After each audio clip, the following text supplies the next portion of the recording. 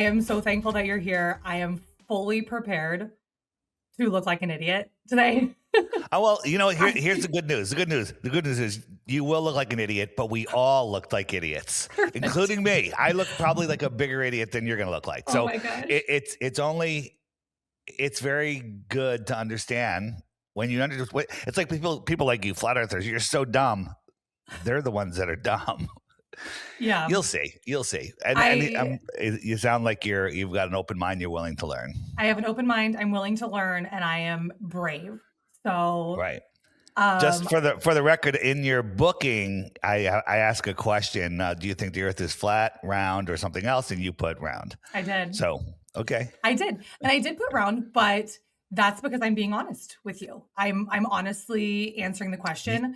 And that's the whole concept of the show is like we have these preconceived ideas and these notions, but there's all these theories floating around. So what's true and what's not? Sure. I want to get to the bottom of it.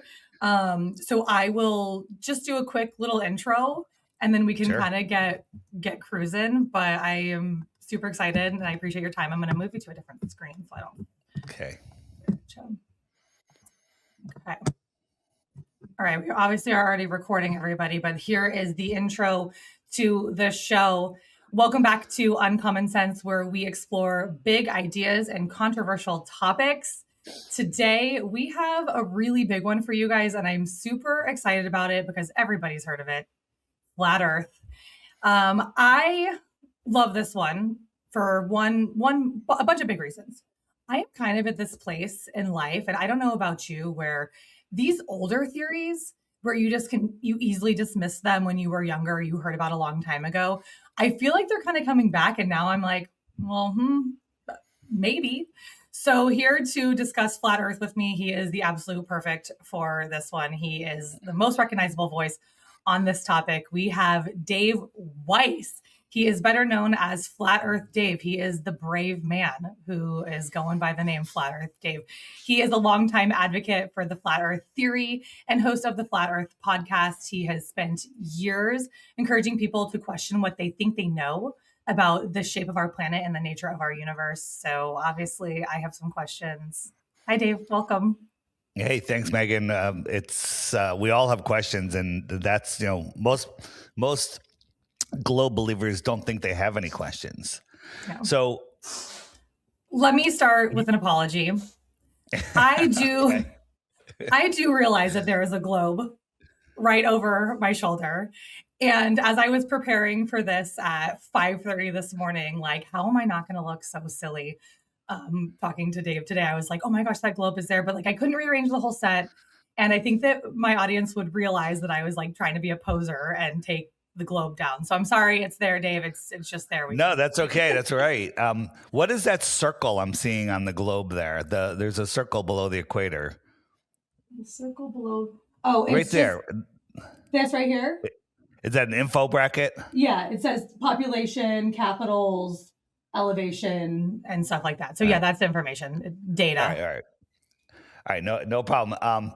Globes are cool. They look cool. Everyone likes spheres. We were kids. Even adults, we love playing with balls. Yeah. There's something about the spherical shape that is fun, I guess. Yeah. But we don't live on a sphere. We don't live in the sky. We're not a light in the sky. And we were programmed with this before we had the ability to believe. Now, before we had the ability to, not to believe, we had the ability to believe. The ability to discern. So I'll try something. Ready? Wait. Did you know that I used to be the president of the United States? No, Dave, I did not know that. All right. So in that microsecond after me saying that, you stored that information as false, no need to verify, right? Because of your life experiences, you're like, there's 0% chance. I don't even need to ask a further question. I don't need to check with anybody. I don't need to Google it. I don't need to do anything because that's a false statement. I wonder why the heck he's telling me that. Mm-hmm. I'm setting an example. Your conscious screen screens out things. Yes. And that was I sent you something huge, right? Mm-hmm. This big, and your conscious screen only has holes in it this big. So there's no way that's getting in there because of your life experiences. But when you're under 7 years old, 5 years old, when they teach you about the globe, mm-hmm. you have no screen. And when you look to somebody of authority, like a teacher or your parents but even more so a teacher. And the textbooks, if it's in a book and the teacher says that it's true, there's no need to question it. You store it as truthful information and you build your whole life around it. Before we start going back and forth where you're going to try to defend the globe because that's what you should do. But I'm going to show you that you don't know anything about the globe. Okay. Well, I'm actually glad that that's the approach that you want to take, because I did come up with like all these like debunker things, and I do want to go through them, like sunset, eclipse, water, etc. But when I was doing this morning and really thinking about it, I at the very last second before you hopped on with me, I was like, I kind of want to ask a bigger question first. There are two things with this topic that I personally think are like the biggest things. And I want to go through both of them. And I'm going to start with it's NASA and Antarctica. So my first question that I want to ask to you is if the Earth is flat, what is the whole issue with space and NASA? How do you argue that? Are we just flat out saying, is NASA a liar? Well, we can do a whole show on NASA. NASA is faking everything. You catch them faking one thing, then you can assume like, why would they fake that? What would the purpose of that be? So when I say NASA's faking everything, it's not because we're saying, oh, NASA's faking everything. No, we've caught them so many times. It's beyond any doubt. I'm just trying to pull up a video here. I don't even know where to start. There's so many things. Here's Kamala Harris talking to people on the space station, right? And this is what they show us. And then it's going to cut over to the space station. And they're always playing with something that's floating around. Now watch that wire, because he's playing with the wire and it goes right through his arm. See that? Yeah, I've seen this. I've seen this video. All right, so you see, there's but this all is of a these good things. Example, because I feel like everyone's seeing these things on social media and then they're not thinking about them after. They're just like, oh, that was weird, and then it's like, well, what does it all mean? Yeah, and there's so many issues. Just if you understand how air pressure works, like if I put this balloon in a vacuum chamber, it would blow up immediately. It would expand because of the outside pressure. How come he's not expanding? How come he's not exploding? NASA has never put anyone in a vacuum chamber in a spacesuit here on Earth except once in the 60s. Mm-hmm. Before they got all the air out, his tongue started to boil and he almost died. Oh, yeah. Right? He would explode with no pressure on the outside. Mm-hmm. That's, we've seen, that train car where they suck all the air out of it and it collapses, and things explode when you put, where do I have it? I'm trying to remember where I have that video. Maybe it's under gravity. Hold on. Things explode when the air pressure is off. So here we go. Here we go. So football in a vacuum chamber, vacuum going down, boom, it explodes. Right? That's what would happen to the astronauts. But nobody wants to think about that. They're like, the problem is we're trusting people, right? We have to live life trusting what we see and hear, because if we don't, we'll never have any time to do anything. We'll never be able to get anything done. So this one is tough, though, because with space, this is like a massive worldwide thing. Like, we are not the only country who has claimed that we've gone to space. Like, is this countries coordinated together, including geopolitical enemies? And now you even have companies like SpaceX that's in the private sector who are doing this as well. So it's like, how do you keep that secret when there's the whole world is involved in this? So first you have to believe in separation of countries. You have to believe that all the countries hate each other, but they agree on everything on the space station. They agree on everything in Antarctica. But we have all of these wars. Those Iranians, they've really been bugging you for the last 2 decades, right? We got to attack them. Like, you haven't even thought that ever. Never. But no. They're all working together. That's hard for people to understand. And all of the space agencies, Japanese, Chinese, Russian, guess where they all train together? In Florida at a NASA facility. So Isn't that that's weird? so they're all basically could be being fed the same information They're all or in. It's story. literally it is just. Admiral Byrd went down to Antarctica, Project High Jump, and he went. Said he saw more land bigger than the United States on the other side of the South Pole. Well, how do you hide more land bigger than the United States? Other side of the South Pole from where he was coming from would be between Australia and Africa. You think those people over there would notice a continent, land bigger than the United States? You think they would, but again, and then as soon as he did that, he died 6 months later. They started NASA, and NASA, and said, "Don't look over there, look over here. We're going to send some Freemasons to the moon. And you can't go, but just trust us, bro." These pictures and everything that we send you, they're real, but they're proven fake. Yeah, and I find the Admiral Byrd story and theory very, very interesting. I have talked to a man who has been to the South Pole and worked in Antarctica who does not believe that, and he thinks that there's other political reasons why there's things being hidden in Antarctica, weapons and that nature. But what would you think be the motive is of hiding flat Earth? Is it money, control, hiding God, hiding aliens, possibly land, as you mentioned? So the hardest thing for a lot of people and me when I learned about flat Earth is the idea of extraterrestrials, right? Like, oh my God, are we that you kind of just short circuit on it. But the truth is, extraterrestrials make perfect sense on a flat Earth. Oh, tell me more. So here, let me just let me pull this up. Quick way to show you. Here we go. So this is my app right here, and I'll just go to images and I'll type in maps. So this is a basic idea of how the Earth is laid out. This is the map that they use for navigation in airplanes. This is the logo of the UN and every other major agency of the world. They use this map as their logo. This would be Antarctica here, okay? Yep. And no one's allowed to independently explore beyond 60 degrees south, which is even before Antarctica. So all the countries in the world agree that nobody is allowed to explore. Like, what if Antarctica just went on and on and on? What if Antarctica was bigger than the rest of the world combined? Right? That's a question. We don't know because we can only speculate what's out there. But what if the world was set up like this? What if this was our local pond on the Earth plane? So here we are, right? Our sun and moon circle around in here, around the North Pole, just like we observe them. And then this is Antarctica.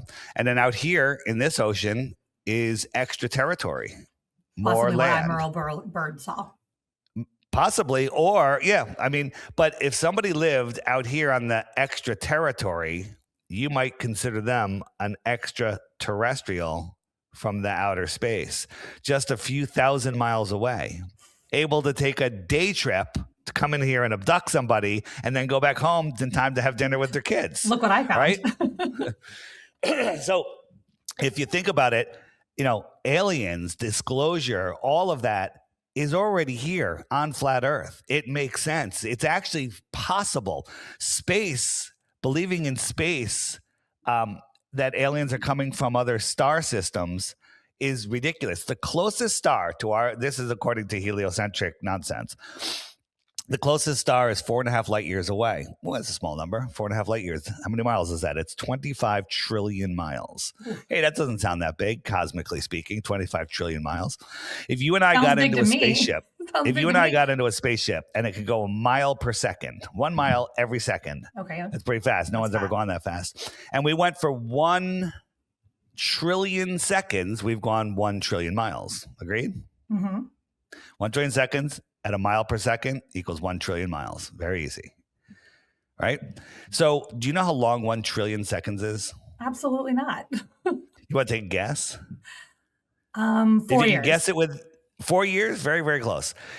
30 31,000 years. Okay. So what do you mean very, very close? I could not have been further wrong. You could have said 3,000. That I would have been told further. at the beginning of this I was prepared to. No, but that's okay. No one ever gets that right. So 31,000 years is 1 trillion seconds. So we've spent 31,000 years traveling at a mile per second. We got to do that 24 more times to get to the closest star, to only find out that there's no life on the planets that are circling that star.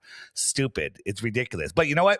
Elon Musk is a good friend of mine, and he's got a rocket that goes 100,000 miles an hour that he's going to lend us. That's going to save us some time. It's only going to take us 28,000 years to get to this another star. And then when we get there, find out there's nobody there, we have to go to the next star, which is magnitudes even farther. So space is infinite and expanding to dilute your mind, right? The human mind. Well, it's scary because you can't even fathom what it is. You can't fathom the numbers that they give us.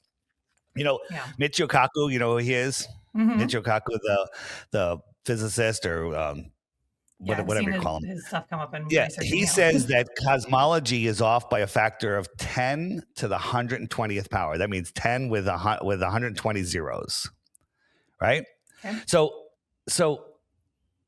when he says they're off by that much, but he also, part of that statement is, if we're off by a factor of 2 or 10, that's considered horrible. But 10 to the 120th, that's a little bit more than 2 or 10.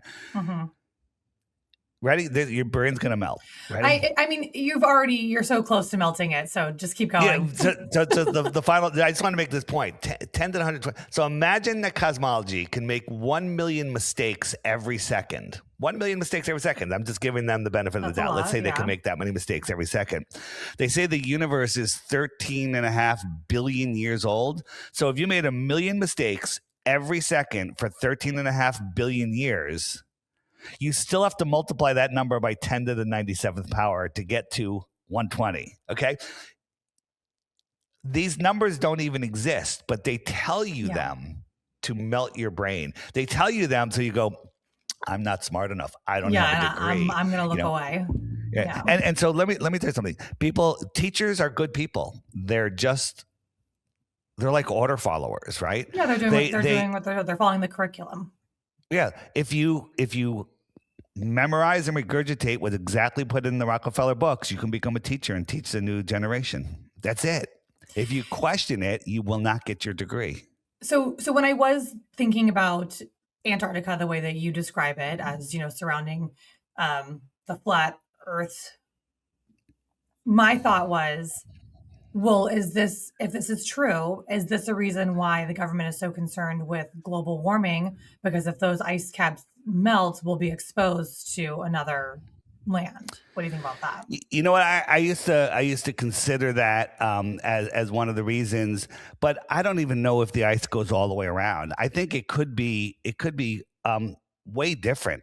I mean, there could be openings that the containment could be millions of miles away, or it could just be on the other side of, just around Antarctica.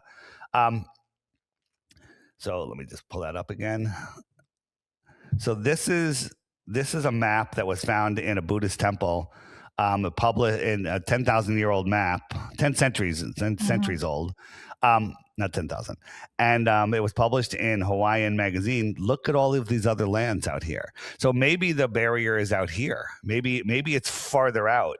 Maybe the world maybe our pond is set up like this, where, this is our local pond and there's 3 rings and there could be a sun out here and another sun in here and another sun in here.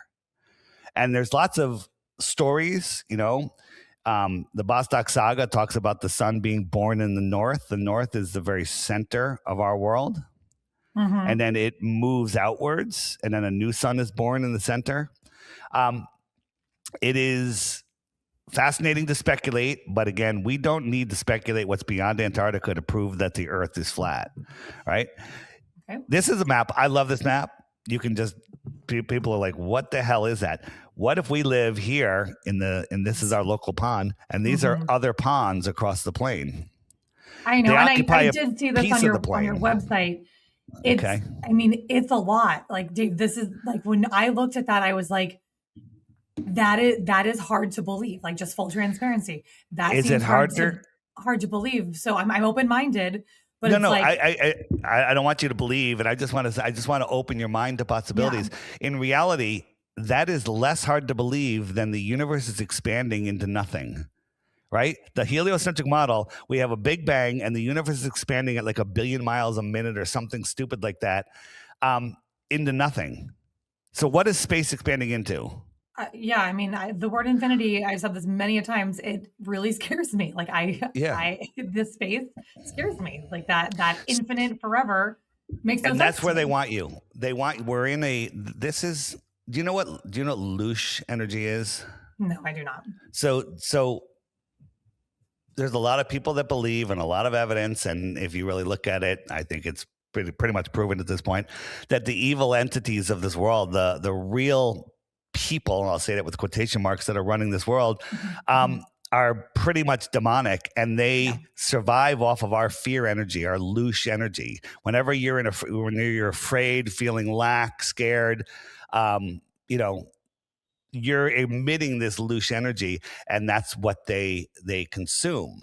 So to understand that we're basically being farmed for this energy, the heliocentric model is a fear-based, lack-based reality, which isn't real.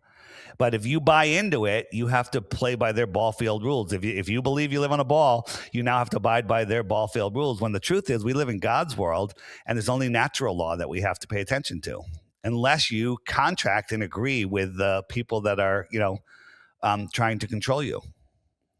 So not to totally derail us, but this is exactly why I do not smoke weed. I obviously tried it when I was younger because I went to college, and you do stuff like that. And I was thinking about space, and I was like totally freaked out. And I was like, this is not for me. I can't do this anymore. So now that we're just like going back, I feel like I'm conquering a big fear of mine with you right now. We're doing it. And We're just I taking want it to tell away. your audience and you, don't believe anything I say. I'm going to point to some doors that you were blindfolded so you could never see, and then you can go verify Yep. them yourselves. Yep. People say, well, we need to do more experiments. No, that's not true. We've done them all. Flat Earth has been proven. The globe has been dispelled more times than necessary. The question is just getting people to snap out of their programming. On my app, if you go to the more resources page, which is this button, the web button, Mhm. if you click that and you go down to experiments right here. These Mhm. are all the experiments. We did them for you. We took the time. We spent the money. We went to the places. We dealt with weather, and we've documented it all for you, so you can watch them. They're all documented, and then you can go try to redo them yourselves. We can see farther than the physical limitations of a ball would allow. Right? You're Yep. not, I don't even want to call you a globe defender. You're here asking questions, but there are people that are like, flat earth is stupid. The globe is real. And I'm like, what's the radius of the earth? They're like, well, I don't know. What's the circumference? I don't know. What speed is it spinning? How far is it from the sun? How big is the sun? How did they figure that out? I can ask 25 questions. They don't know anything, but they defend it. That would be like you defending that Tasmania is a better place to vacation than Cancun. And you've never been to Tasmania. You've never heard about it. You know nothing about it other I'm than the sure as hell name. been to Cancun though. Okay, so would you argue that Tasmania is better than Cancun? Well, no, You I would. can't because you don't Yeah. have any information, Yeah. right? You know, so that's what globe believers do. They defend a position because it's the foundation of their belief system. And if you think about it, when you're defending something, your brain cycles back through every memory it has and goes back to the when you learned it. And when you learned it, you were 5. So that's why you see so many globe defenders acting like 5-year-olds. They literally become children when they argue this. And they have no logic because they're going back to that mental mind frame of when they learned it. Mhm. Yeah, and then that's why, like I said at the top, I just think everything that we were told when we were younger, it's now like, hmm, let's actually think about it a little bit because there's been so many examples lately that have shown, hey, things not might be exactly as you said. But I really love when you said, something about God. I have been very open on this show and other shows that I've been on that I am a Christian, and I go to church every week, and a lot of this stuff that I look into, especially with my work on Reality Check with Ross, which is very about the paranormal and UAPs, etc., about how I can make sense of that, of being a Christian and then still believing that, hey, there's other life out there and other things going on, or even question things like flat earth versus globe, and not feel like, a bad Christian. So I do like that point that you made, that, there could be demonic forces looking for our energy, but we don't have to subscribe to that. Let's talk about that for a second. Again, on my app, right over here, there's a biblical section, right here, right? And so if I click the biblical section, I have all these different videos here. But this first section right here is basically the general random videos.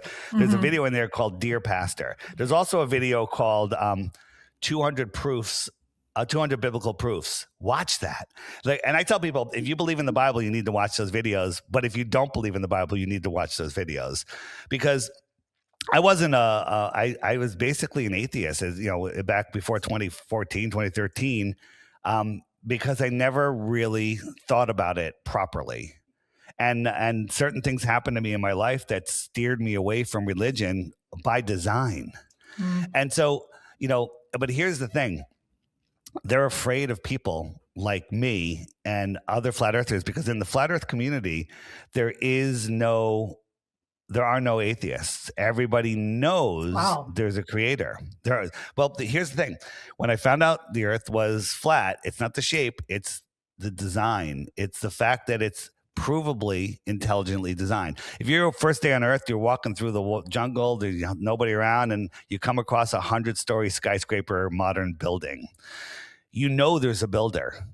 You don't know who it is, but you know that it was intelligently designed. And so that's what this earth is. It's intelligently designed. So that when you become a flat earther, whether you're already have faith in God or not, it strengthens it. It creates an undeniable thing. And there's a verse in the Bible that, that it's Romans 1:20, that basically it's saying that once you see my creation, you can no longer deny my existence.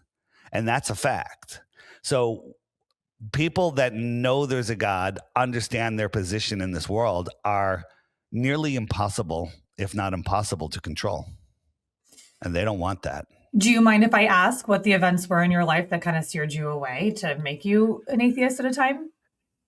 Well, I because I love science, I love space and all of that stuff, and I was born into a really pretty much non-practicing Jewish family. We went to temple on the high holidays, whatever, and it was just like, can't wait for this to be over. Where's the food, and then when I was a young teenager, my first year in junior high, there was a group called Young Life, which is a young Christian organization that was planning a trip to Bermuda. And I wanted to go. These are all my friends. They're all going. And my mom's like, you can go. It doesn't matter. And I'm like, all right, cool. Right. It's just a trip to Bermuda. Right. So we get there. And the first day there, the head counselor guy, he takes us for a walk up onto this cliff. And he goes, everyone sit down. I'm like, we all sit down. And he sits on a rock and he said, we're going to do a little Bible study. And that was like shocking to me. I'm like, a Bible study? Well, all right, let me hear it. Let me hear it. And the first verse he talks about is when the stars fell to the earth. There's a whole bunch of verses about that, right? When the stars fell to the earth.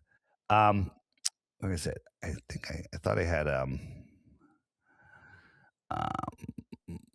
I don't have it. Whatever. There's a whole bunch of verses basically talking the stars falling to the earth. I'm like, stars are billions of times bigger than the earth. They couldn't fall to the earth.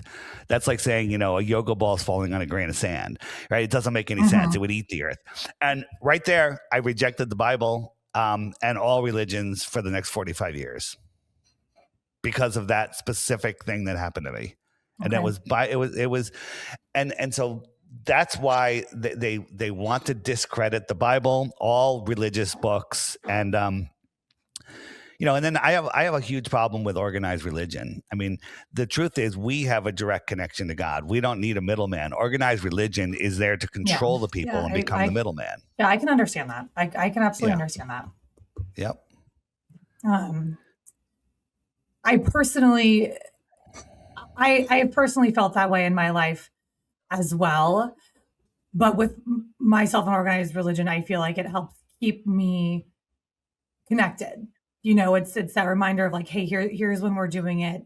Here's when we're going. Sure. Here's where we're thinking. And, if I'm ever feeling like I'm kind of off the path, it's like, okay, let's just sit for a second. And sometimes I go and like, it's like, hey, I'm not even going to really listen to the sermon, but I'm just going to sit here and think about other things. And that's good. We talk to God about something else, It's kind of like going to the gym. You can go work out by yourself, or if you have a personal trainer, you're more focused. You're more. They kind of keep you focused because our minds are monkey minds. They're going all over the place by design. Yeah, right? I have to go to a class, like a workout class. If I try to go work out by myself, I'm like, here's 2 steps here, here's 3 steps here, and then like, oh look, is that a bird outside? I think I'm gonna get out there. Squirrel.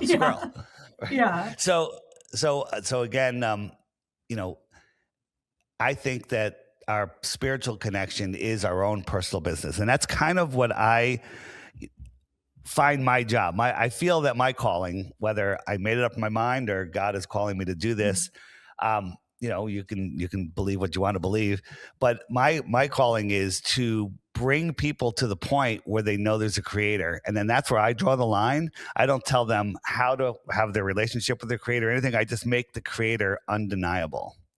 And that's by bringing you to flat earth, because I would be listening to a podcast and like, oh, these guys are great. They're talking about, the day after September 10th in New York. And I got 3 pages of notes and they're great. And then they're like, all right, let's read this Bible passage or let's pray. And I'm like, oh, religious fanatics. And I would tear off the paper and I'd unsubscribe and I'd never listen to them again. That was me. Guess what? There's a lot of people like that in this world. So my calling is to help people break the programming, and understand that there is a creator and that we are not random specks that evolved from pond scum. We are created in the center of creation. Okay, so center of creation. So do you believe, though, that we are still in space within a solar system, or we are flat, what's above us and what's below us? Great question. You're breathing air right now. Air requires a container. High pressure gas requires a container. If I had a box, let's say I got a lucite box, and I just close it up so it just has air in the room in it, and then I sucked all the air out of the room, so the room is now a vacuum. What's going to happen to the box? Besides exploding, let's say it's strong enough where it doesn't explode. If I put a hole in the top, bottom, or the side, the air is going to violently fill to equalize in the room. Yeah. If I put a hole in the top, it's going to go up away from gravity, right? So people say, well, gravity that doesn't prove that. They say that gravity holds the air down. I'm trying to find holding us to the center. Yeah. So this is there's a vacuum out here, and when I open up the door, the air just runs out. Yep, this is just a gas simulator, right? This is there we go. This is what I was looking for. So here we have gas valve vacuum. What happens when we open the valve? The gas will instantly equalize. So half is up there, half is down here because it's equal now, right? Excuse me. So what if I made this the size of a warehouse? The vacuum is now the size of a warehouse. All of this gas would go up. It would equalize through the whole warehouse, and there would be very, very, very little left in here, if any at all. Well, why doesn't the air on the earth just go right into space? I'm not sure. Well, because we're enclosed. Okay. And it says it in the Bible, page 1, line 1 of the Bible. God separated the waters from the waters and created the firmament to create the space where we live. Now, that's a biblical verse. If you don't believe in the Bible, it doesn't really help you. But we don't need the Bible. We can look at science, right? Air, gas pressure needs gas. Can you bring me 5 liters of helium without a container? Can you bring me 5 gallons of water without a container? No. Exactly. So what is it? A dome? A lot of people believe there is a dome. I kind of think there is some sort of enclosure over us. Now, some people, when you look at it, you see this snow globe with the high dome. I don't think the dome's very high at all. I think the dome is very, very, very low. I think it's like less than 100 miles above us. So what about like a weather balloon? Like if a weather balloon goes up, can you hit the top of the dome? So we can only get balloons up to about 127,000 feet. Before they explode. And then they kind of they kind of explode. They kind of stop. But it's very interesting when you get them up there, the sun looks like it's at the same level as the balloon. And in your theory, Dave, with the sun, you're saying it's not rotating around the globe. It's kind of making a circular motion around the flat Earth. Right. This is a balloon up at 127,000 feet. Again, this is what NASA shows you. This is amateur balloon, flat horizon, local sun, hot spot on the ground. Mm-hmm. So what would you ask your question again? It was a good question. Is in your theory the sun rotating in a circle like this rather than around a sphere? Correct. It is circling. Let me just show you. So this is a video of a balloon, 127,000 feet, 120,000 feet. It was up for 3.5 hours. Now the Earth is spinning at 1,000 miles an hour below this balloon, spinning to the east. So that balloon should land like 3,000 miles out in the ocean if it was launched on the West Coast, but it didn't. It actually landed east of where it took off. That means the balloon had to go up and then outrun the spin of the Earth to land in front of it. Isn't that crazy? Yeah, that's a lot. That's a lot to think about. And I know that a lot of it is about perspective, especially when, watching a sunset. And I watched the video on your page, and I can play it here, and I can also describe it to people. But it was, you're watching the sunset, and then it looked like it was going down, and the sun was going, bottom first over the sphere.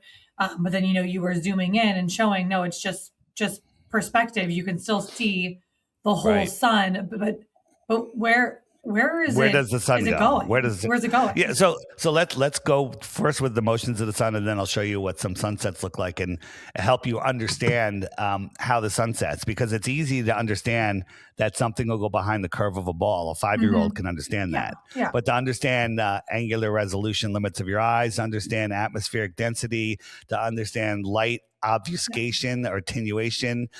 These are more advanced concepts that you have. These are big words. Yeah. So the sun circles around in a circle. So this outer yellow line is the Tropic of Capricorn. And then December 21st, the sun is out here making this nice big circle. Right. And then every day it's spiraling in the middle of March, it'll be over the equator, which is the red line here. And then in June 21st, it'll be all the way on the Tropic of Cancer. So it's making this, it's spiraling in and out. Now, where are you? You're in the US, right? I am. Okay. So that's why we have our summer in the summer, because the sun is closer to us. When it's out here, it's our winter. It's Australia's summer because the sun goes right over Australia, right? So how does that factor into time? Like, what is your theory on time? Because, we measure time about, how long it takes for us to travel around this circle. Is the time model the same, or is time basically made up? Well, time is based on the sky clock. This is what I'm showing you. The sun goes around once every 24 hours. So right now, on the eastern tip of Africa, it's noon. Wherever the sun is, it's noon. It's midnight in Sydney, Australia right now. Right. And so as the sun goes around, it just takes time with it. So the sun is circling once every 24 hours. It'll outrun the moon. It'll lap the moon every 28 days. Watch, if I speed it up, the sun will get closer and closer to the moon. The moon is waning and getting smaller and smaller. You can go out in the sky and look, and the moon will be right where this is showing you where it is. And then we get to a new moon. So the moon keeps track of the weeks and the months. And if I turn on the stars do the same thing. The zodiac spins around, but it's going faster than the sun, but just a little bit. It takes 365 times around for the stars to lap the sun. So right now the sun is in Pisces. That's Pisces. And it'll drift back through each zodiac for about a month until it resets. So the The stars keep track of the seasons and the years. The sky clock is more accurate than the finest Swiss watch because the sky clock is what the watches are set to. Mm-hmm. So basically, the time model is the same whether you subscribe to globe or flat Earth theory. Well, the globe has ridiculous. The globe has time zones that are just crazy. There should be. Can we just like rant on daylight savings for just like 1 second? Like, why is that happening to me? Why is that happening to me? It's throwing off your circadian rhythm. We are connected to the earth, and that's like you know what, my blanket is too short, so I'm going to cut a foot off the bottom and sew it to the top. Right. That's literally what it is. But it is to throw you off. I'm actually in Mexico right now, and they didn't change our time, so it's only 9:10 in the morning for me. What time is it? 9. Yeah, it's just after 9 o'clock. We're in the same time zone then. So you're in Central Time Zone though. Yes. Right. Sir. But I'm East Coast time. Oh. I should be East Coast time.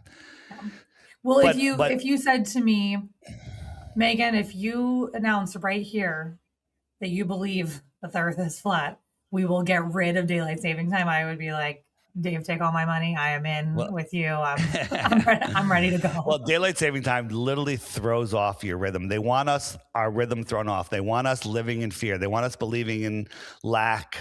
They want us believing in natural, man-made global warming. They want us to believe that we're running out of dinosaur juice. They want us to believe in nuclear bombs. They want us to believe in lots of nonsense that keeps us in fear. So we produce the louche energy. Can I tell you a quick? Go ahead.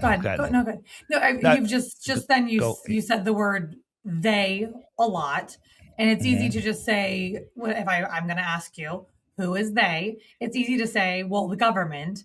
But the theory that you were describing to me is centuries and centuries, thousands and thousands of years old. So who is they to you? So, we think that our political leaders, run the world. They're just the puppets of the real leaders, right? And so the people that we can see, we call it the Round Table. You got the Council of Foreign Relations, the United Nations, the Bilderberg Group, the Club of Rome, Royal Institute of International Affairs, and the Trilateral Commission. You've heard of some of these? Mm-hmm. Yeah, I've seen some charts. These are the unelected people that make all the policy for all the countries in the world. These are the people that run the world. Now, it's interesting that our political leaders all go to Antarctica and disappear for a couple of days. John Kerry, during a couple elections ago, on election day, went to Antarctica. Weird, right? They go down there, they're at South Pole, they're at whatever camp they go to, and then they disappear for 3 days, and then they come back and they go home. I think they're getting their marching orders from the real rulers of this world. Maybe it's the Nephilim, the giants. Maybe it's, who knows what it is. And what do you have to give them to be in that position? There has to be some kind of trade, because it's like, we'll give you power, we'll give you your name in the history books. Like, these people has to take a really certain type of person to say, okay, I'll do whatever you say. Yeah, these people have literally lost control of their souls. They're either, I don't even necessarily have the words for it, but the people that run this world aren't human.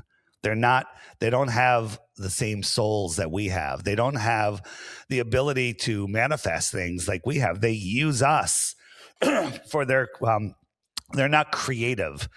So they use our energy for us to create their world. They want us living in fear. They want us banging the war drums. They want us,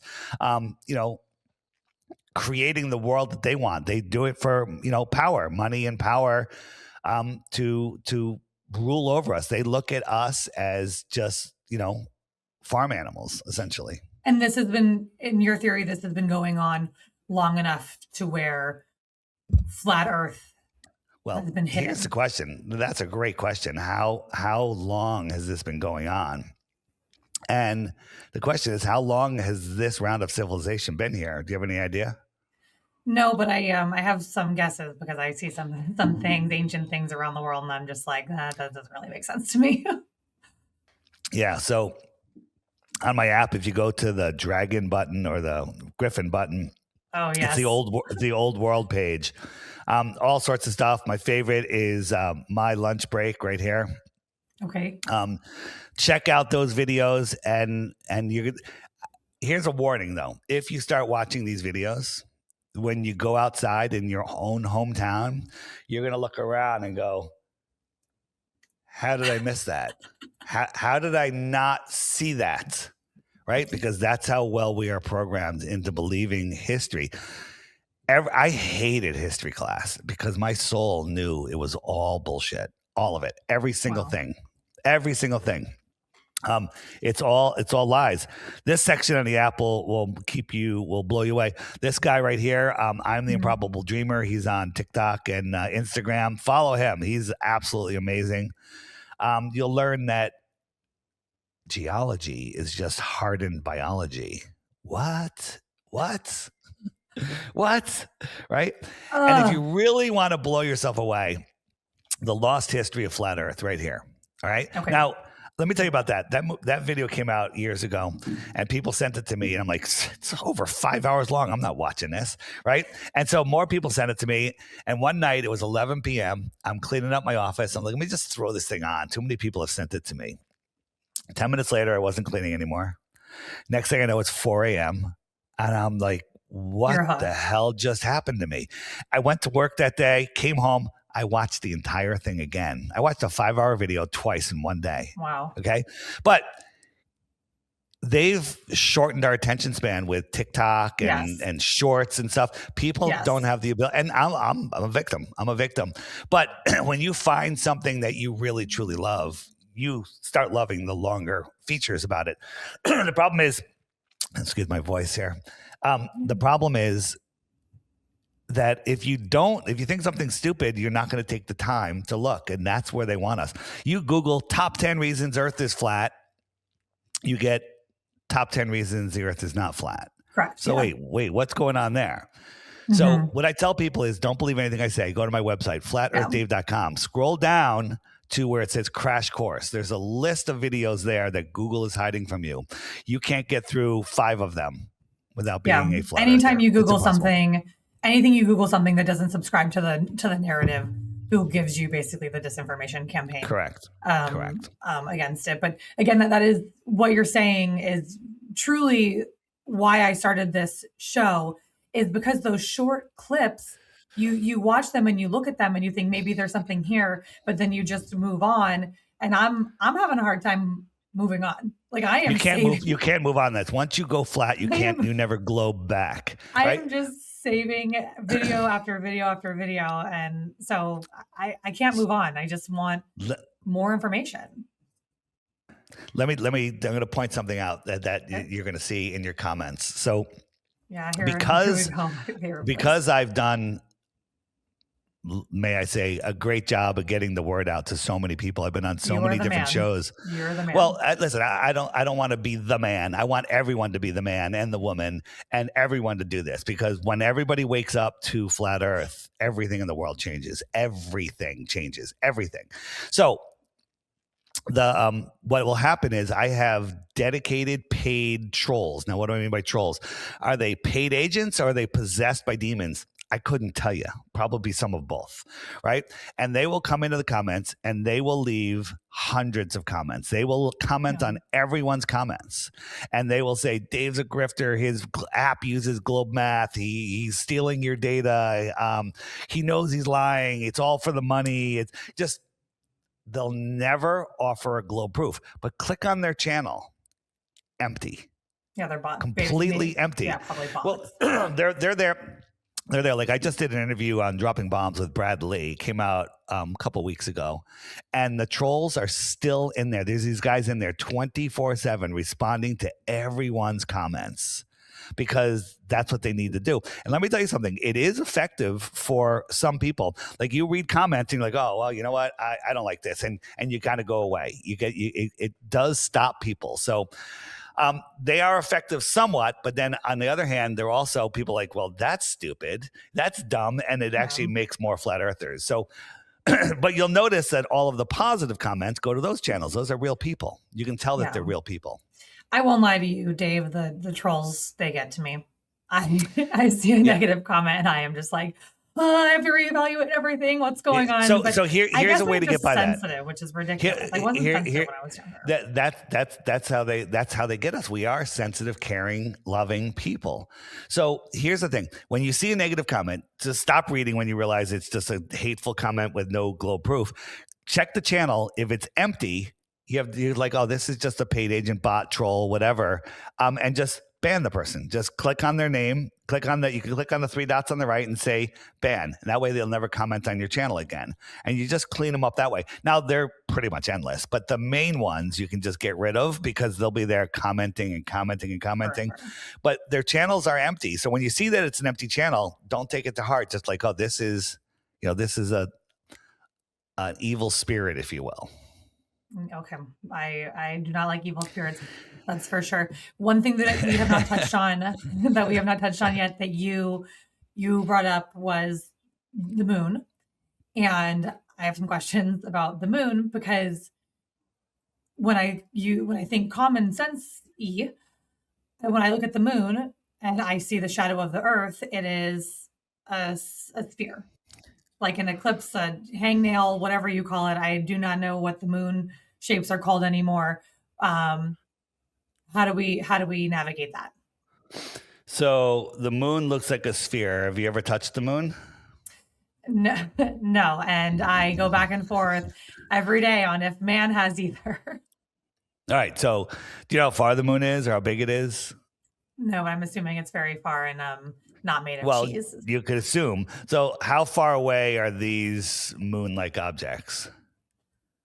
How big are they? You can't tell. Is it the size of a ping pong ball, a tennis ball, a yoga ball? I don't know. Yeah. It's about the size of a tennis ball. Is this one a sphere? There's a lot of shadow under it, but I'm going to say yes. Okay. It's a half a sphere. It's a half a sphere. Okay. Right? So is this one a sphere? Yes, that looks pretty sphere to me. It certainly does, doesn't it? You know, they call the moon the lunar disk. So is this why? Oh, that's flat. That one's flat. How about this one? Is this one a sphere? Man, I know that whatever I'm saying, it's going to be wrong. No, I'm just going to say no. It's a bowl. It's a bowl. Okay, right? This one's a sphere. So my point is that you can't determine the shape of something just by seeing it. You need to be able to touch it or measure it or whatever. So when we look at the moon, to me, it kind of looks like a sphere. But the thing is, the moon is a light in the sky, and we don't live in the sky, and we're not a light. But it's interesting, during the day, the craters are blue, and at night, they're black. True. Kind of like we're seeing through the moon. There was a crescent moon just like a week or two ago. I knew it. Crescent moon. And Venus, you can see in the center of the moon. Wait, Venus is supposed to be behind the moon. And if the moon is solid, how can we see Venus? I didn't see any pictures. It was right in the middle of the moon. So you're asking more so you're asking about the eclipse, the curve of the moon. So the eclipses actually prove the Earth is not a globe, and let's get into it. Let me just pull it up. So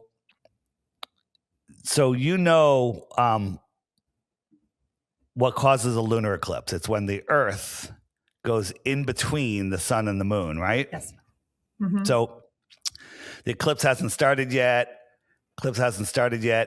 Now the eclipse has started, right? And this is essentially how you would see an eclipse. Mm-hmm, mm-hmm. Make sense? Yes.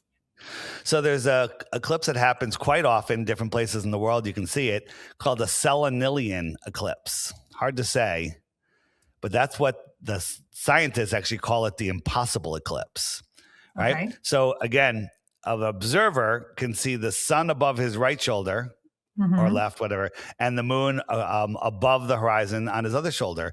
So that means the eclipse hasn't started yet because the Earth isn't in between.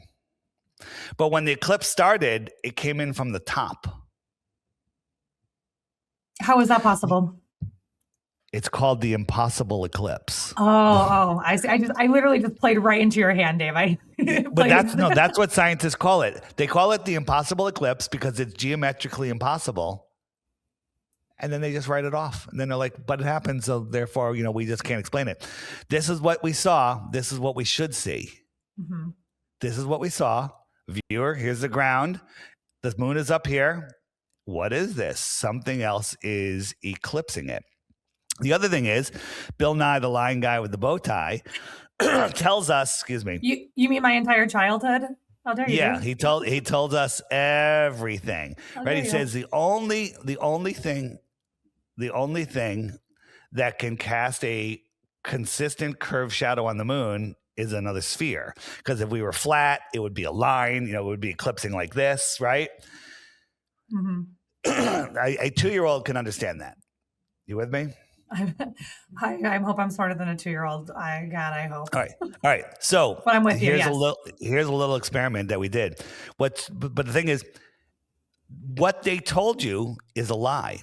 So here we have a Earth and we have a sun, and it's casting a circular shadow on the wall. And we're going to take there's the moon. We'll take the Earth and put it in there, and look at the shadow. It's straight. When you use a sphere to cast a shadow on another sphere, it makes a straight line. Watch. It makes a straight line. That's not what we see on the moon. That is not what we see. That is not what we see on the moon. But if you took a straight edge, if I took like the side of a book and did it, it would make a curve. Now, I'm not saying the Earth is flat. It's the side of a book. I'm saying we've ruled out that it's a sphere casting a shadow on another sphere. I don't know what it is. So why would a book be curved? Is that just how light works? Well, no. The book is making a straight edge and it's landing on a curved surface, so it wraps around the curve. But when you have a curve hitting a curve, they cancel each other out. Do it yourself. Get a ball and another ball and cast a shadow, and you'll see that you get this exactly perfectly straight thing. Wow. Right. Here's something else. A solar eclipse. Mm-hmm. Solar eclipse is what? When the moon comes in between the sun and the Earth, right? And then we have a certain area on Earth where you can see the eclipse, but it's only like 70 miles wide. Wait, the moon is like 2,000 miles wide. How does it get smaller? Wait, sorry. Just say that again. I didn't follow you. When you cast a shadow, if I put a basketball on the ground, only part of the world can see that. Yeah, like the shadow of the eclipse only is like 70 miles wide. Okay. So you have to be in that band. The other thing is sometimes eclipses last longer than other eclipses. And all of the world record, all of the longest eclipses all happen in the north. Now the north is here. Now, remember I showed you on the app that the sun travels around the Tropic of Cancer in June. Yes. So it's making a smaller circle. So it's moving slower. When it's out over the Tropic of Capricorn, it's making a full circle, but it has to go faster to complete it in 24 hours. You with me? Yes, I am. You sure? Yes, I'm sure. I'm getting it because that explains why the eclipse is either shorter or longer. Yeah. So let's watch this. So this is the sun is here. It goes around once every 24 hours and is making a small circle. So it's going slower, and it's provably slower. When it's out here, it has to go faster. So it's moving faster. It's actually moving faster. And the thing is, from sunset to total darkness, it's faster in December because the sun is moving faster. So here we have two eclipses, right? And I'm just showing you, it's like an eclipse that happens in the north and an eclipse that happens in the south, right? And if you look, the one in the north started, right? The one in the south started. Total eclipse. Wait, so are these two suns, or is one the moon and one the sun? So I got the moon and the sun. Yeah, okay. Just making sure. So I'm just showing you. Okay. So remember, the sun is going faster than the moon, so it outruns the moon, right? So the southern one ends, and the northern one is still going. The northern one started first and ends last, so it lasted longer. every long eclipse happens in the north. There's no heliocentric explanation for that. One thing that I was not clear on that I really did want an answer to, if you have it, what is below us? If the Earth is flat and there's a dome, what is under us? You want to know? Oh my God, I mean, we've come this far. We've come this far, so yeah, I can't really be a baby about it now. The deepest hole ever dug is 7.8 miles. Whether the Earth is flat or a globe, nobody knows. Nobody knows. But they want to tell you they know, right? So if the Earth was an apple and we have the thin skin of the apple, they drilled about a quarter of the way through the skin. Not even it's just like they literally cracked the surface of the skin. And while they were digging this hole in Russia called the Kora borehole or something like that, sweet name. they were using ground penetrating radar to see what they're going to hit next. They're like, all right, there's no more rocks. And then, oops, they hit more rocks. Oh, there's no more water. Oops, they hit more water, right? They were wrong every step of the way. Then they got to 7.8 miles and they hit something they could not drill through. They tried for years drilling and everything, and they could not get through this impenetrable barrier. But then somehow they know the next 4,000 miles. Yeah. So yeah, where's the magma? Well, first the magma, they're telling us the magma's here, and then cracks and the magma squirts out, and this is a molten magnetic core. Well, magnets don't have magnetism when they melt. We heat a magnet up, it loses all its magnetism before it melts. So they couldn't tell you what was in the first outer layer of the skin, but somehow they know what's at the core. It's all made up. This is pseudoscience. There's absolutely no science to back up this image that we all have seen in school. It's in all of our science books. So who made it up and why? This is to make us think we live on a ball. They make us to believe that we are random specks in an infinite universe. But right? Why? Well, why do they care if we know that we're a flat or a ball? Because we wouldn't know better. Because if you know the Earth is flat, you know there's a creator, you know there's more, and you stop listening to the controllers, right? We're on their farm. We have to play by their farm rules. It becomes a prison for your mind. It's a prison for your mind. So here, this is the way I see it. We are these incredible, spiritual, connected people. We have incredible powers. They literally calcify our pineal gland with all sorts of stuff. I'm sure you've looked into lots of this, and that is literally our Wi-Fi connection to each other, to the creation. And so we're incredibly connected people. When you know that your thoughts create your reality. Everything you have in your life, including this podcast, came because you desired it and you created it and you sent the energy out and the universe spoke back to you. The biggest conspiracy, by the way, is not flat Earth. The biggest conspiracy is that this construct is trying to give you everything that you think. It's doing everything it can to give you everything you think. You think a bad thought, it's going to try to give it to you. You think today is going to be a shitty day. It's going to give it to you, right? Yeah. Mm-hmm. So exactly. People don't understand that your thoughts create reality. They don't want you to know that. So what they do is they cap you off. They say, this is it. There's nothing more. There's nothing out there, right? You can't even imagine out there because you're just going around in circles. Your imagination brings you right around the ball, right? What if there's more? What if we're at the center of creation? What if we are these incredible, powerful in people? Check out that old world page. That's going to bring you to understand things that you can see, and that brings you right back to flat Earth. Yeah, I actually am excited to look at it because I feel like a lot of my other ideas for this show have to deal with old world folklore, if you will. Yeah. And I'm just like, is it? Okay, so if our planet is flat, plane. I don't even know if we can call it a planet if it is, but are there other plane? It's plane with a T. Plane. If we occupied a piece of the plane, you might call that a planet. Just saying. Okay, so the plane. So are there other planes in the solar system, or is there even a solar system? So that's when you got to get into these other astrological professionals like Santos Bonacci, and they talk about and Darius J. Wright. They talk about, I think it's 7 layers above us. Like our heavenly non-physical layer is literally right above us. Like we can see it. Look up at the clouds. What's going on up there? What are clouds? Why do they float in the air? Wait, there's billions of pounds of water floating in the air. Wait, what? What about gravity? Right? Oh. Again, yeah, these are layers of reality. We are welcome at this, to my mind. Did you watch Aladdin growing up? And you can see Jasmine and Aladdin are riding on the magic carpet. And Jasmine grabs the cloud and then puffs away. I mean, what a magical scene.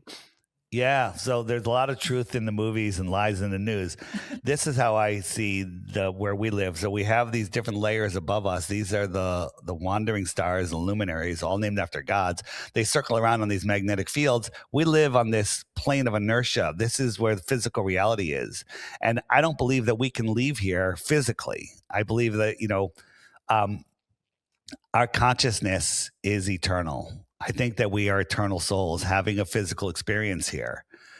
When you start looking into that and understanding that, we're here to expand the mind of creation. We're here to have this experience that we're having.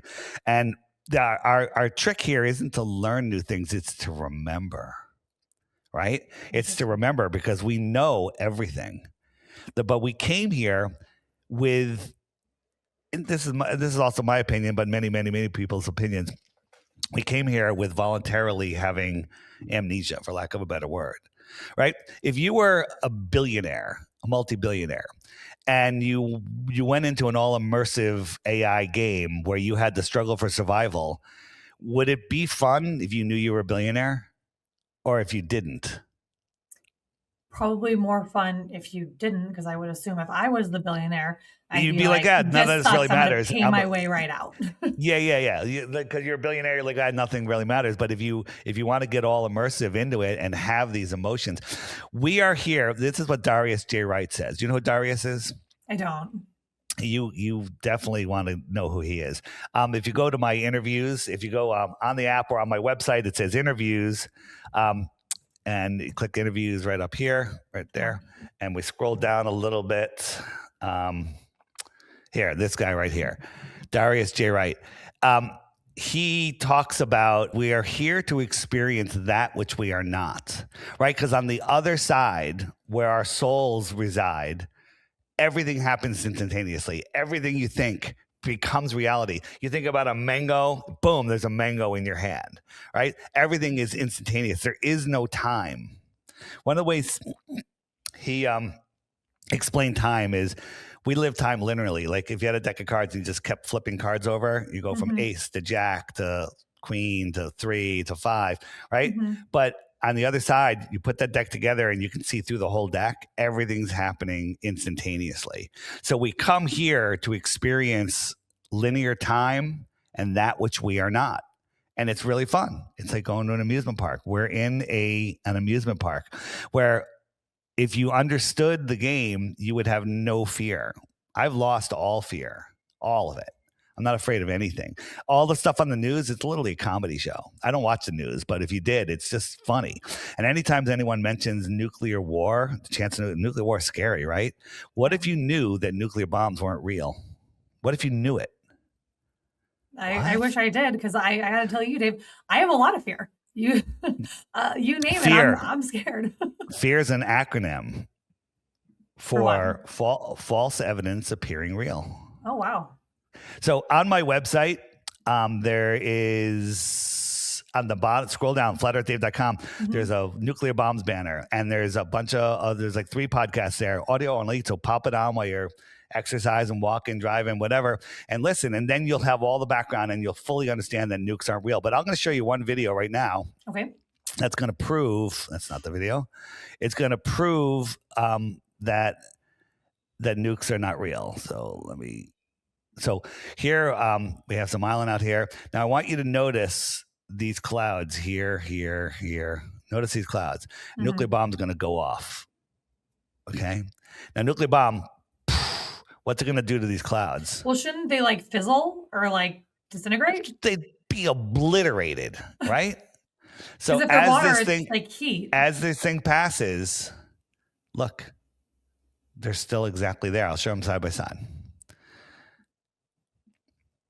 This is fake.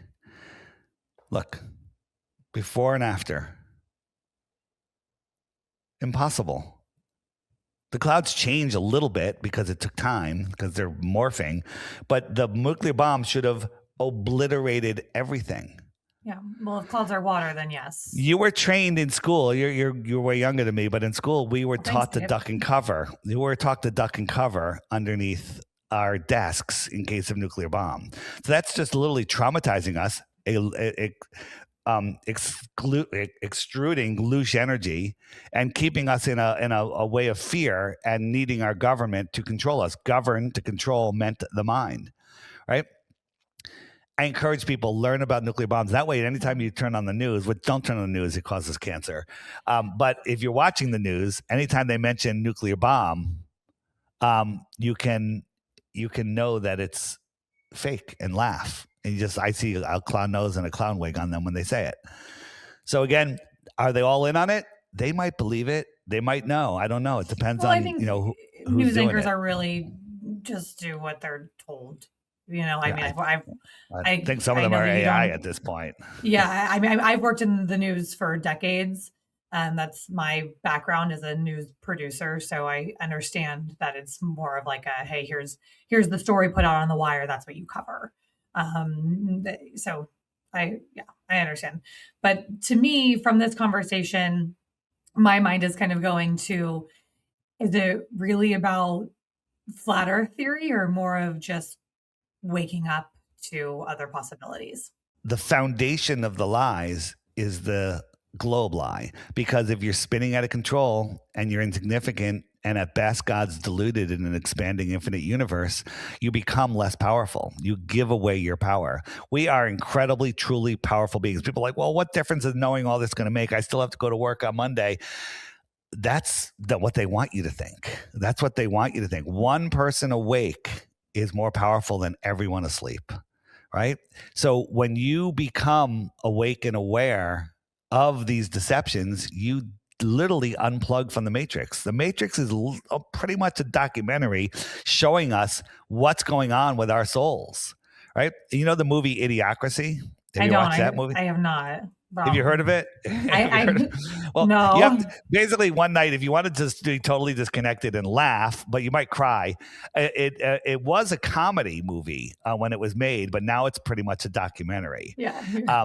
Because it's about, I think it was Owen Wilson. He's just like this lazy clerk guy, and I love him. They put him in. He volunteered for a experiment where they're going to freeze him for a year and then defrost him, right? And suspended animation. But during that year, the project was shut down. The guy was arrested, who was doing the project, and he stayed frozen for 50 years, whatever. And over that time, the world really dumbed down. Just like all of the dumb people were having babies, and all of the people that are working and smart and everything. They're like, well, let's hold off on having babies. And the world just became dumb. So when he came out, he was the smartest man in the world. Funny movie, but it's pretty much a documentary at this point. I love it. I will absolutely watch that. I love Owen Wilson. He's great. Yeah. My dog's actually named Owen, not after him, but just okay. So again, the flat Earth is the foundation of where of you gaining control of your life back. That's why I push the flat Earth, because after flat Earth, everything else becomes clear. Everything else is just absolutely phenomenal. But learn, how crazy this world is. Mm-hmm. And you can literally disconnect from it. I mean, everything. I mean, from health, there's things that will help you heal from anything. Your body has the ability to heal. Yeah. My family is a bunch of holistic doctors, so I firmly believe that. Yeah. Look into plasma energy. It's amazing. Absolutely amazing. Well, Dave, I know that we've absolutely just touched the surface of this, and there is so much more, and you've provided so much information and context and research that we can go and do on our own. We will absolutely plug your website in the description. for everyone to check out and do their own research, because of course the most important thing is to critically think on your own and make up your own mind. I know that I would never advocate for anyone to believe what I believe. I know, Dave, that you feel the same, but I thank you so much for your time and your willingness to talk to me and educate me and just have an open conversation about a different idea in the world that you might have been told not to believe or is silly, but there might be actually something here. So Dave, I thank you so much. Just thank you so much. Just remember, watch the comments. You're going to see the trolls in there. Don't let them sway you. Just understand that there are people that let demonic influences rule their lives, and they're in there fighting for their own enslavement. They don't even know it. Some of them know it, but most of them, I would guess, do not. And I offer 3 Bitcoins for 1 globe proof. Right. So if you think that I'm so dumb, it's because you're indoctrinated, but I won't call you out on that yet. Send me 1 globe proof. But before you do, you have to go on what I tell people is don't waste my time. Mm-hmm. Every day there's a featured video on my app. Watch it every day for 2 weeks, and then you'll know the earth is flat. But if you don't think it's flat and you think you have a proof, send me the proof. But if you go to the FAQ page, which is the question mark, all the questions that you have are here, all of them. Yep. Hey, why would they lie? Or we were going to talk about where the sun goes. We didn't get there, but where does it go? Where does it go? Yeah. So let's. You got a minute or two to do that? Of course, yeah, absolutely. I've got all the time. All right. So this, you have to understand what the horizon is. Mm-hmm. So the horizon, we're told that the horizon is at our eye level, but it just appears to be at eye level. When you're looking at clouds in the sky above you, let's say they're 10,000 feet, right? 20 miles away, they look like they're touching the water. True. Right? Yeah. Right? Yeah. Now that's just due to perspective. That's just due to perspective. So the sun is above the clouds. So as it goes away, so if this was the cloud deck, right? And here's the sun, as the sun goes away, it sets from the bottom up. See that? Yes. So it sets from the bottom up. But isn't that's the sunset? When you watch the sunset over the ocean, the bottom goes away first. Right. So these clouds are the same height as these clouds, and they all merge into this line that we call the horizon. Yes. So here's a clear day. But as you go into the distance, the air, when you're looking across the atmos, it becomes thicker and thicker. It becomes opaque. So this is where it just becomes opaque. And then there becomes a point where you can't see it. Now, the sun is always above the atmosphere, right? So here we have clouds. Mm-hmm. I'll add another cloud in here, right? Okay. And another one, I just put it, you can't even see it. So here's the sun. As the sun moves away, it's just going away. It looks like it's setting from the bottom up beyond these clouds. And when it gets down here, it just sets from the bottom up beyond here. This is called the vanishing point. Mm-hmm. So let me just see. And so where is it?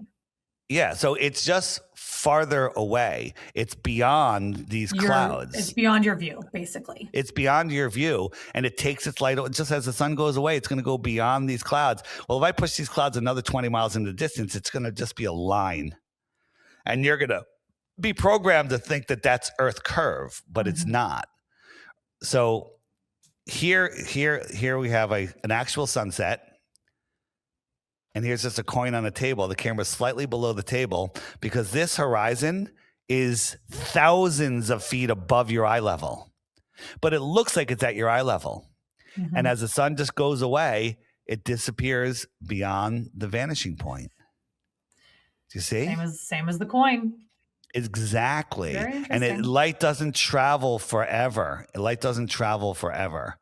Right? Here, let me show you this. Is that because there's no infinity because we're in the dome? Well, it circles around us. So, the light just doesn't travel forever. I mean, if there was no dome and the Earth was, light just doesn't travel. Die out at some point. Light spreads out as it goes in all directions. So that light is spreading. It's called the inverse square law of light. And every time it doubles the distance, it's a quarter of the brightness. Soon there's going to be no photons left. Mm-hmm, so all of these lights are at the same height. So here we have an observer, and he's looking up at the cloud, right? So that the cloud's above him, we'll say 10,000 feet. And then over 20 or 30 miles, we'll lay these clouds out here. They're all at the same height, but they eventually merge with the horizon. Now, there's not even over 30 miles. But they do look like they're curving, though. They do, but here's the thing. In 30 miles, the clouds look like they're touching the water. Yes. Okay, let's pretend that the Earth is curved. In 30 miles, there's only a couple hundred feet of curvature. No, well, a couple miles of curvature, but it wouldn't curve that much. You wouldn't see, those clouds would not. Wait, 30 miles. 30 miles. The curvature is way less than that. 30 miles is. Let me just put the Earth curve calculator up here. 30 miles curvature. 30.